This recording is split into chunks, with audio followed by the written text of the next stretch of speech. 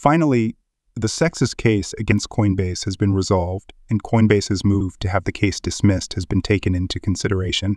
It's notably, lawyers for both sides presented their claims to New York District Judge Catherine Pell yesterday, arguing that, in light of Sex's allegations that Coinbase broke the securities law, the case should be dismissed or continue as is. These were the points of contention raised with respect to the June themes. Since many cryptocurrency analysts believe that the lawsuit may go to discovery, the XRP community is anxiously awaiting emails between the parties over the decision to list or delist XRP. None of the 13 digital assets that Coinbase provides are regarded as registered securities by the Securities and Exchange Commission. The regulating body also gave the exchange's staking function the status of a security. The company is arguing that, since users of Coinbase's trading platform do not exchange underlying investment contracts, the assets offered on its platform do not meet the requirements to be classified as securities, and the court should reject them accordingly. The most important questions were presented once more at the San Francisco conversation. Following the conclusion of yesterday's hearing, Paul Grewal, chief legal officer at Coinbase, responded by writing on the X platform. He expressed hope for the company's case in his piece, saying they were prepared for Congress to intervene and pass legislation regulating the Bitcoin market. This assertion validates the argument according to which Congress must grant approval for the Securities and Exchange Commission (SHE) to govern a cutting-edge sector such as cryptocurrencies. According to well-known legal expert James Murphy, neither side's blows during the session proved to be fatal. Murphy has been following the Coinbase litigation closely, and he says that Judge F's experience and competence were quite visible throughout the 5-hour session. According to the legal expert, the judge has extensive subject matter experience, which is evident from the 14 pages of prepared questions she submitted for the hearing.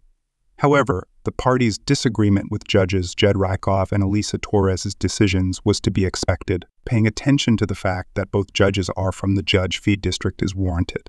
It's believed that Vic would resign from his role in light of the important revelation in many leaks that Ethereum developer Vitalik conspired to pay the U.S. Securities and Exchange Commission to get XRP placed on a blacklist and designated as a security. This statement came after a story by an unidentified author revealed the Gardner family's actual XRP investment.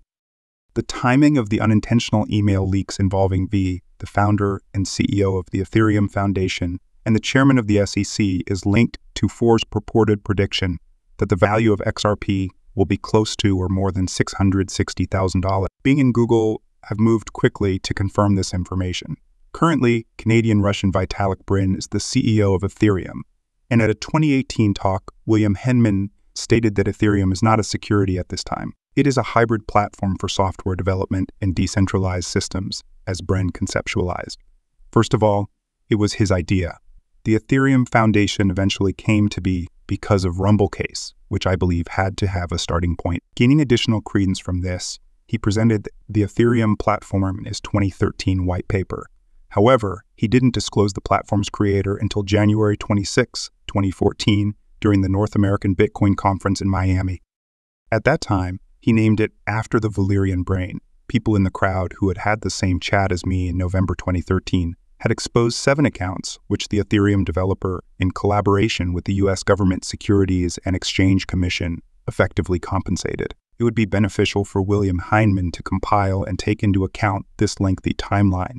Shortly after this, on January 4, 2018, according to the documents provided here, the XRPI digital asset of security CoinMarketCap excluded all South Korean exchanges from its XRP price computation. This led to a sharp decline in the price of XRP, which fell below $1, and a decline in market capitalization of more than $20 billion. The report that I personally acquired this occurred because Brandon, the CEO at the time, believed that instead of keeping digital assets at their genuine market value, South Korean exchanges were artificially inflating them. Ethereum made the decision to follow suit and reach a new all-time high of around $13.90 a few days after accounting for these 2 digital assets. Jay Clinton, the chairman of the Securities and Exchange Commission, gathered friends and acquaintances to form the Ethereum Investor Group to discuss whether or not to invest. It was an important thing to do. This group made the decision to move forward after carefully examining XRP and Ethereum. One of the few survivors of the tragedy, Keith Perkinson, mentions Bill Heyman in a note he sent a few weeks after it occurred. Unquestionably, Brett Garlinghouse explains how Ripple plans to leverage its digital currency to replace SWIFT. XRP digital asset alone, Ethereum, is covered by secure protection. There's nothing like this in the Bitcoin space. He suggested having a private meeting with the investor group to ask for a second regulatory exemption in addition. Despite this, word of the meeting quickly spread, and according to Nathaniel Ethereum, the former head of the Securities and Exchange Commission, investors are requesting that Ethereum be given a non-security coin classification rather than XRP, and more in response to a statement issued by the Commodity and Future Trading Commission. Before taking any action on Ripple, Gary Gensler called a meeting of the cryptocurrency community, which included Joe Ludwig.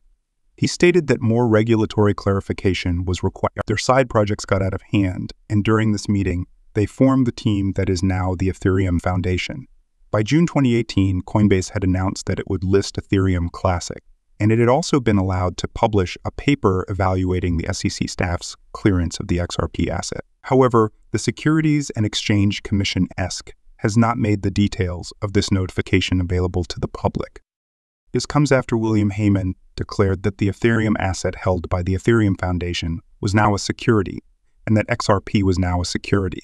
The CC acknowledged that the SPEED had been officially approved. A few days later, the Ethereum Foundation sent a brief to the Securities and Exchange Commission (SEC), asking for a prompt, private interpretation of XRP and Ripple, as well as recommendations for next steps. Some disagreed with the person, but he maintained that XRP is sufficiently decentralized to not be considered a security. Nevertheless, XRP's greater efficiency, decentralization, and cost-effectiveness over other cryptocurrencies helped his. This was not a security view, as the Securities and Exchange Commissions had never publicly said until the labs decided to meet with the commissioner. Bill Heyman explained that the speech was intended for Ethereum and featured market guidance on behalf of all of Rosen's commissioners. This is not the case in November. This is the most ridiculous thing about the scenario. Attending the covert meeting at the SEC, Nancy expressed her disapproval even further and questioned the classification of XRP as a security, given its significantly lower level of centralization than Ethereum. Roseman has advised Mr. Garlinghouse that XRP is not, in fact, a security. Sadly, that was the last straw. The term "RIDE" was initially used in public during a roundtable discussion about the central bank's toolbox for regulating digital currencies in January 2020 at an international economic summit. This was the result of discussions between Ethereum and the SEC that took place behind closed doors. The public was notified in January 2021 that Ripple Labs was the subject of an SEC lawsuit, which was filed at the end of 2020. The agency threatened to dismiss the action if the company decided to cease releasing information about the digital currency. Though the file was actually a little bit late, Ripple rejected it, and the litigation still proceeded. In a recent announcement, the company declined a settlement offer, signifying a significant shift in the position of another whale, according to Ripple's top legal officer. It's possible that the sale of 25.7 million XRP to Bitstamp caused the price of Ripple Labs to drop even more in relation to Ethereum. Ripple's interest in this unconventional move has surged to an unprecedented level with the most recent sale of 4,634 million XRP. For the time being, that's all.